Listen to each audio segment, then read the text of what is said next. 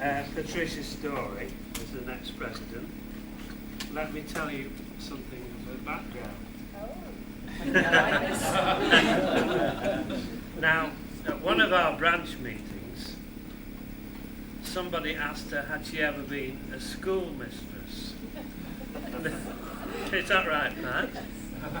Now, I never had a schoolmistress like Pat's story, because I know that many of you here would only be too glad to be disciplined and corrected by Mrs. Matt's story. Now, many years ago, at one of our meetings,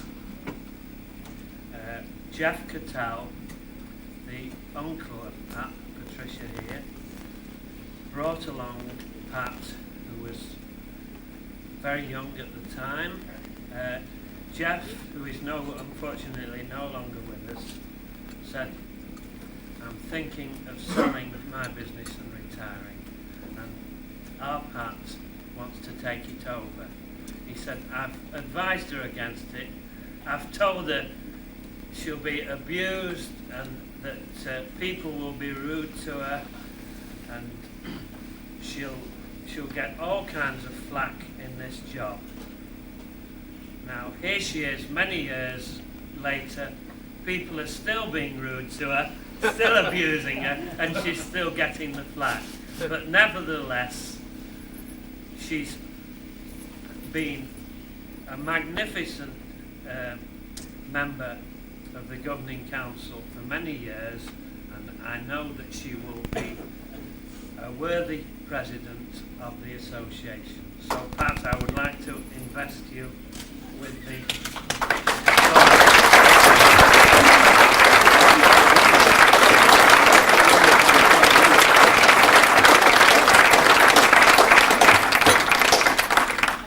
very short as I did this afternoon. He has a very advice. He made two speeches, one short and one longer. All I'd like to say is thank you very much indeed.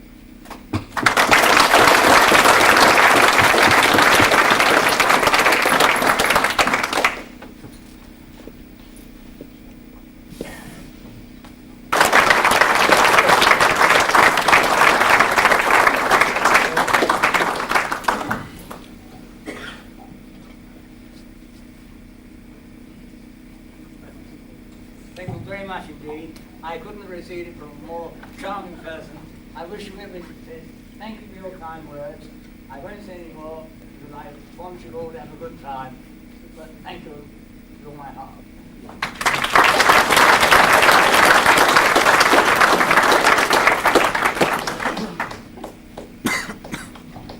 Moving on in time, we go now from 1970-71 to 1971-72.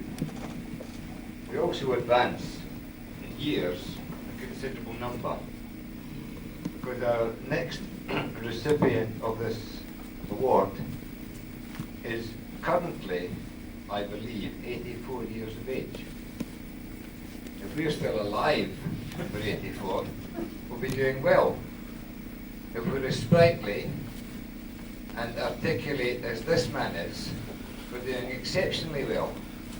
I would like now to call forward to the reigning president, Mr. Tony Kinghorn.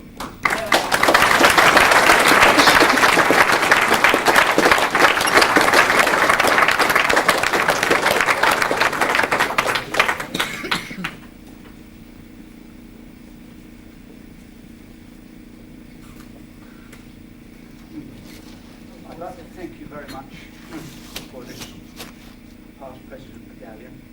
I have many happy memories, my association with the association, my joining, my being past president. The only thing I'm looking for now, and I hope that I can see it, is the licensing of the private investigator in this country, and I shall retire happily. Thank you very much.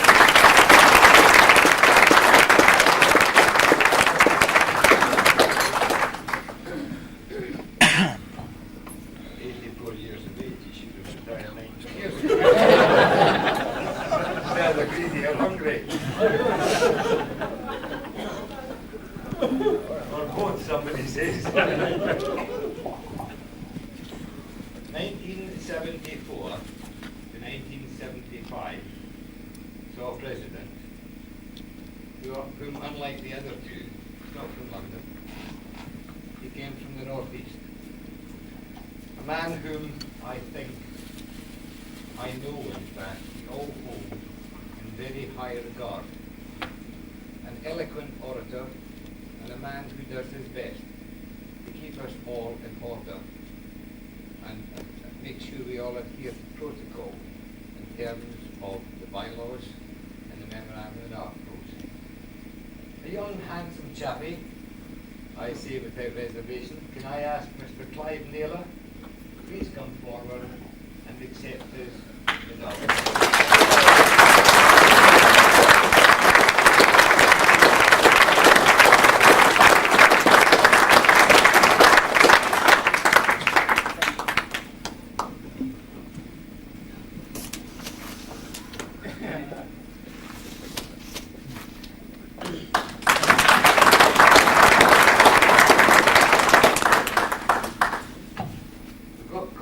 Here, so you'll have to be fairly patient.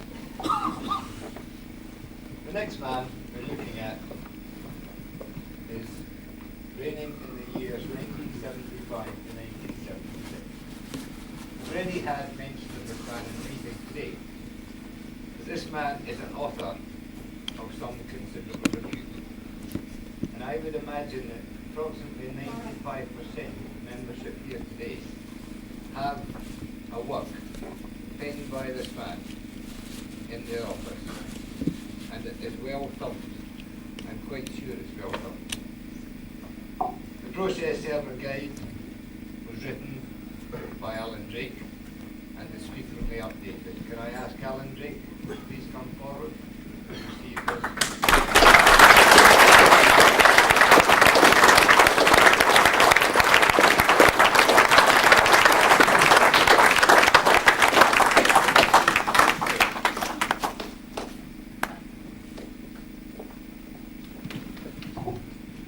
Move on in time to 1977 to 1970. And I'm going to enjoy this one, because this man enjoys slagging me off.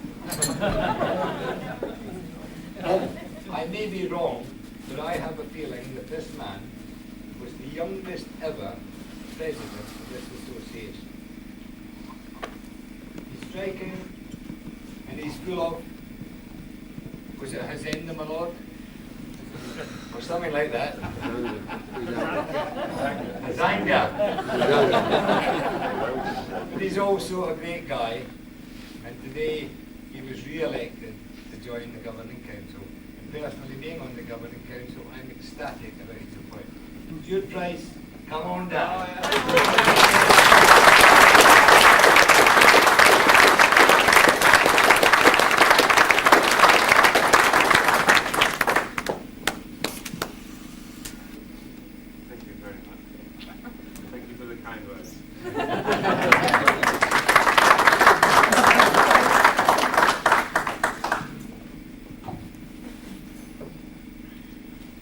I feel a bit strange with this one, because this lady trained twice. And I say lady because she is the first lady of this day on tonight. From 1968 to 1967, she was the president of the British Detective Association. And from 1981 to 1982, she was the president of the ABI.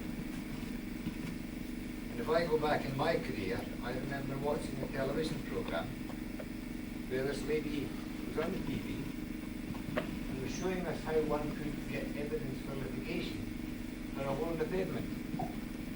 I'd never met her. I've met her. You all have. We all respect her. We all hold her in considerable esteem. Zena Scott Archer, please come and accept you.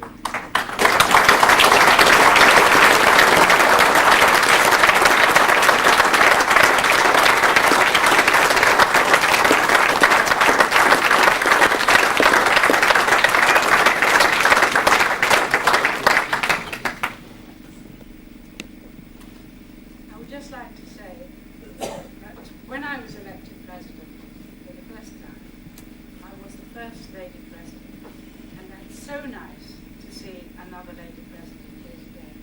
Congratulations.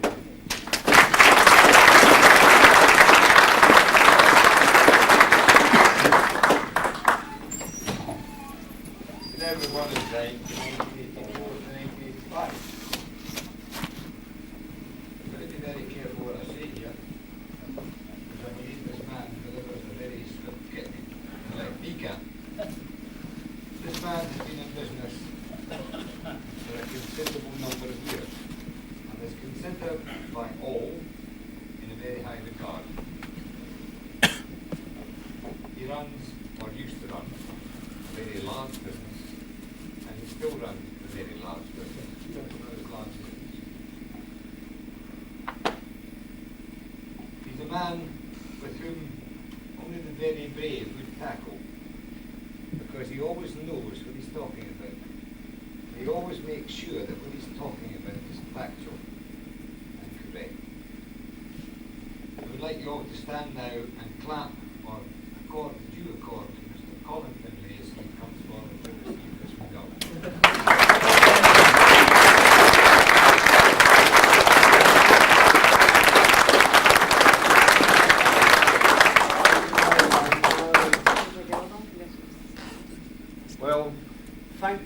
'Well, what can I say about him? I'd like to say something about him, but thank you. The boy from South London, thank you very much indeed. Thank you very much.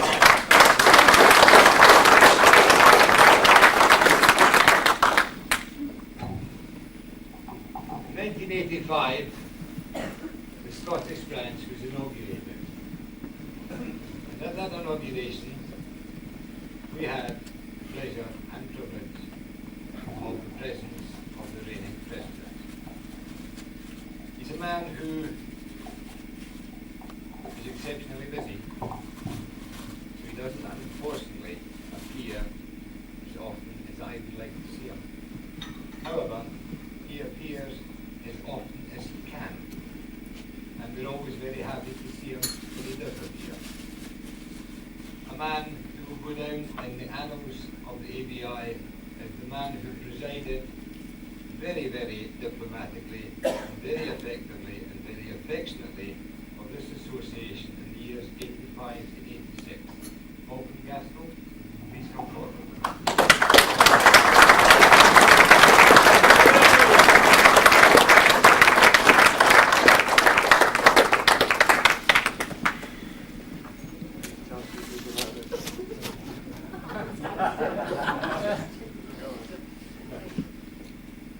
Just a word to future presidents. When the old GC say you can't do it, go and do it.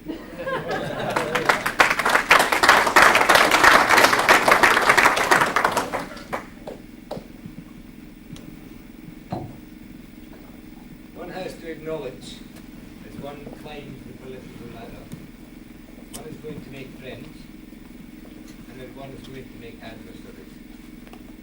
But if you can categorize an adversary as a true friend, then you have accomplished something. The next man reigned, perhaps I'm using the wrong word, but that's the word I see appropriate, reigned in the year 86 to 87, and he gave unstinting support to the Scottish branch, which is, I must admit, my forte. Perhaps stating the obvious. This man travelled north of the border on numerous occasions and enjoyed our hospitality. I would now like to call to the podium Mr. Norman Smith.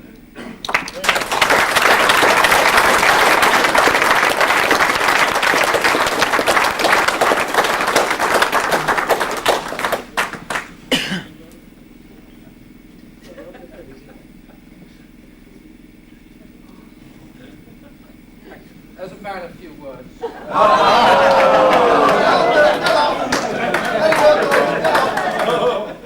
A subscription, £5 bob, best bargain I ever had.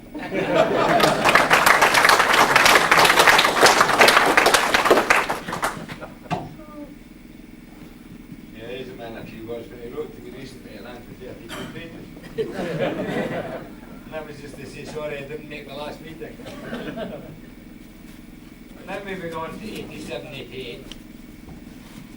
And the man in question is a man of considerable stature, not because he's 6'4", but because he's a big man. And I don't mean big man in physical terms. He is a big man in personality. Mr. George Rivers, please come forward and receive your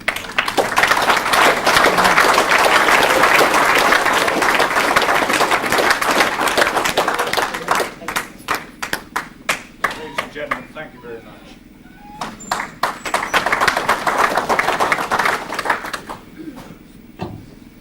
I was asked this evening, well, I was told this evening, I wasn't asked, I was told to do this, and to give a portrait Tracy of all the people.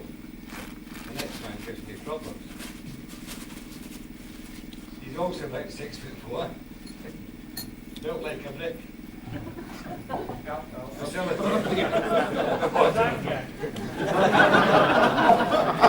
It's not bullshit, mate. I have corroboration of it. He's been around a long time. Unfortunately, he didn't make re-election this year. But he who fights and runs away lives to fight another day. And George Cooley, you will be back. Let's come and get your medallion.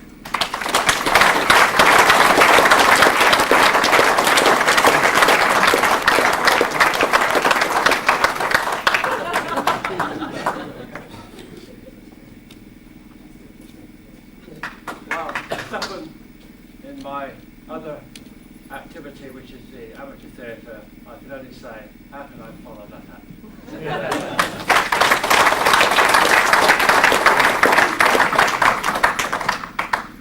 Told you he was full as that guy. It's probably the wrong word, but I'm sure you get the drift.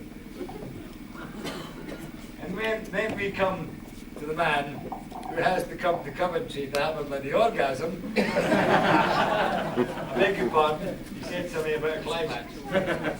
I'm not sure.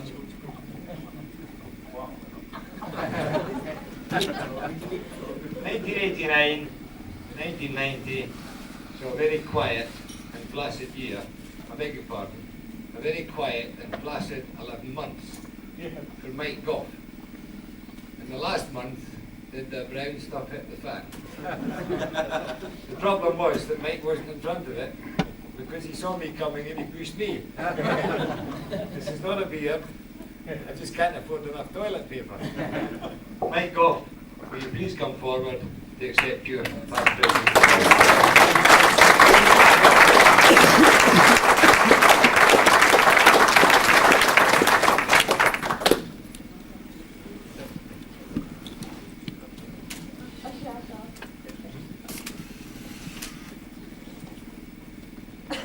I would like sincerely to thank you all for this honour bestowed on me.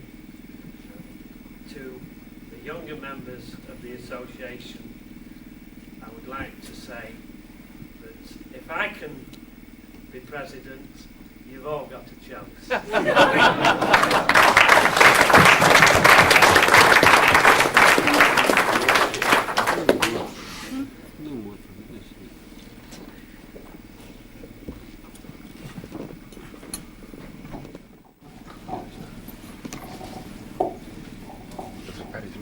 Madam President, Adam. We should even call him Mrs. President. Image of past President, honoured guests, ladies and gentlemen, it's a great pleasure and honour for me to come along tonight to make this presentation. It's especially honourable because I say without hesitation that this award is given not by committee, by standing orders, by decisions and litigation, but by your peers, by the members here who judge on the achievement that's been carried out. I was trying to think of a funny story to tell you, and truth, as always in our life, works better than fiction. And I was sitting at the table tonight, and I was talking to my two friends next to me, and we were talking about last year when I received the award, and I had been in the Khyber Pass and Afghanistan.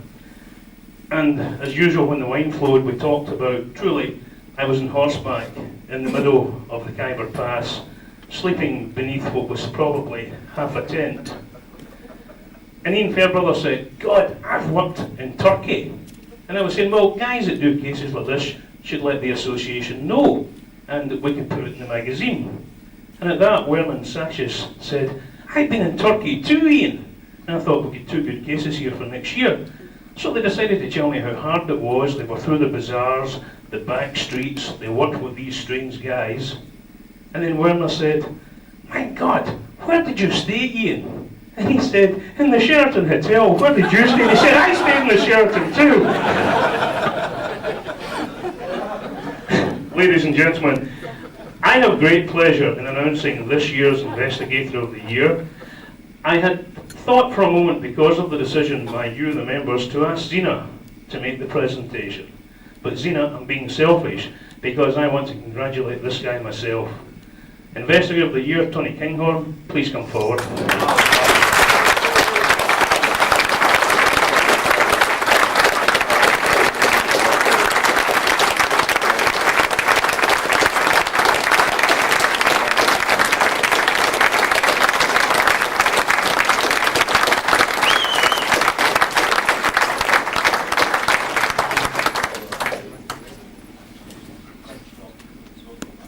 What does one say when out of the blue you're called upon to receive the recipient of such a lovely award? I know I've been involved in a number of incidents which have caused a lot of unpleasantness to people because of being arrested by the efforts that I've carried out. But I won't go into all the detail. You should read about it in the new Investigator. Where's the other half, 3.5 million?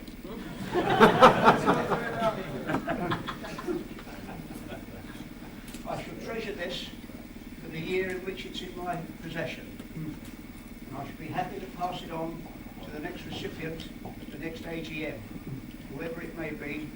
And I know that when they get their hands on it, they'll be as thrilled as I am. I may be old, but I've shed years standing holding this. Thank you one and all.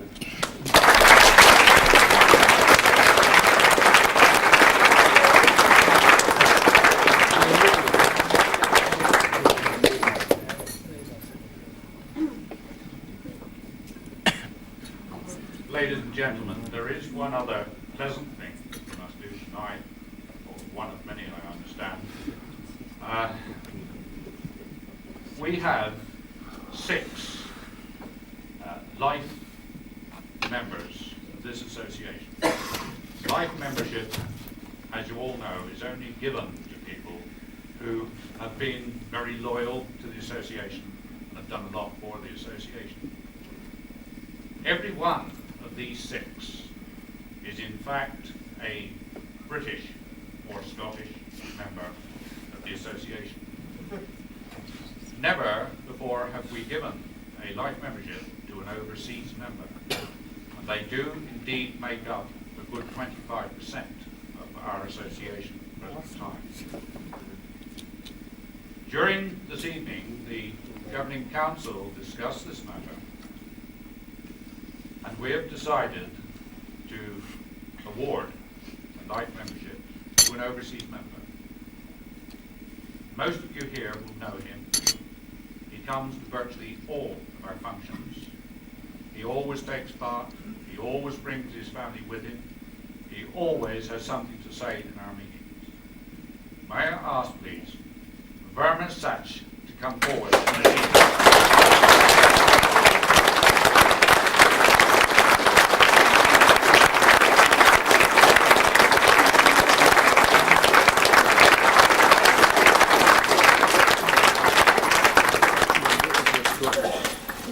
Madam President, ladies and gentlemen, what can I say? I'm overwhelmed. I never expected something like this. Thank you very much.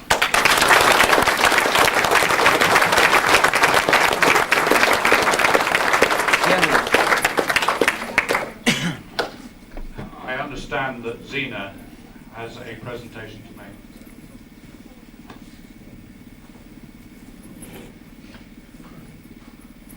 This is something that I want the holder of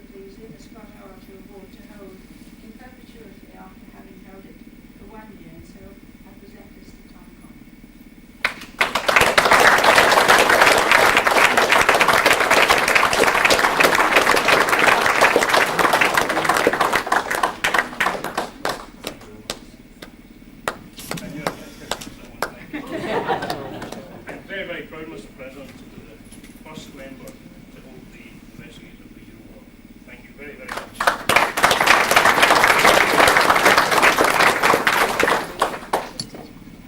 Ladies and gentlemen, this is the last matter, and not the least of them. We always show our appreciation of the guests and ladies of this occasion by presenting some bouquets. May I please ask our member Yvonne Twiley to first of all bring a bouquet forward, which we hope that Councillor Berry will accept on behalf of his wife for our appreciation.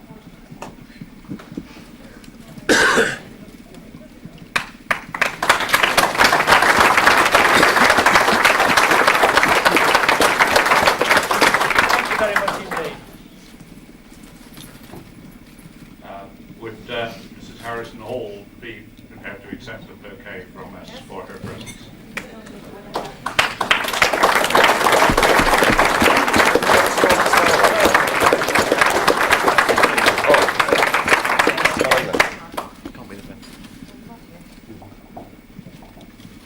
The next is Mrs. O'Connor.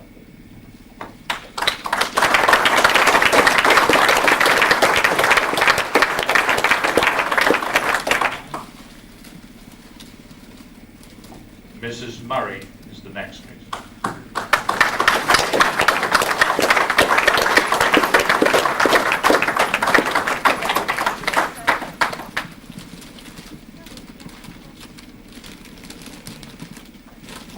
Next, we have the lady who has stood behind, or more often in front of her husband for the last year, Mary Gunn.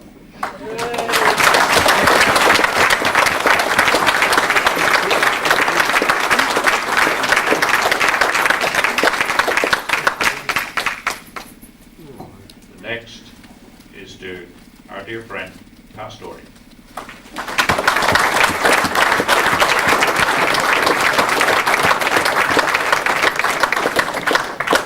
I've never had any flowers before.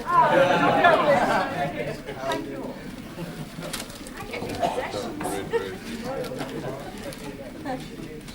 And the next, ladies and gentlemen, is to the one person that I hold in higher esteem than anyone else in the room, to my wife.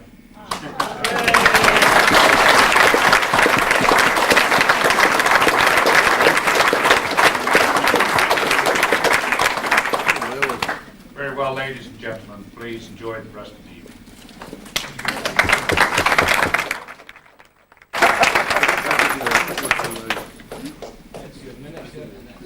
Thank you very much.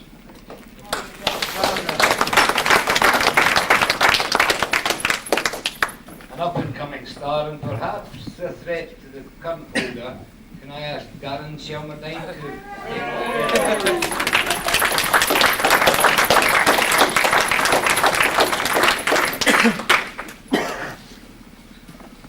a bronze medal young man? I would suggest you get a whiskey hero man.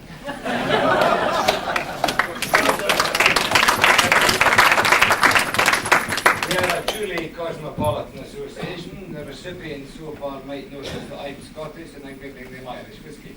I get a bit of discount on that.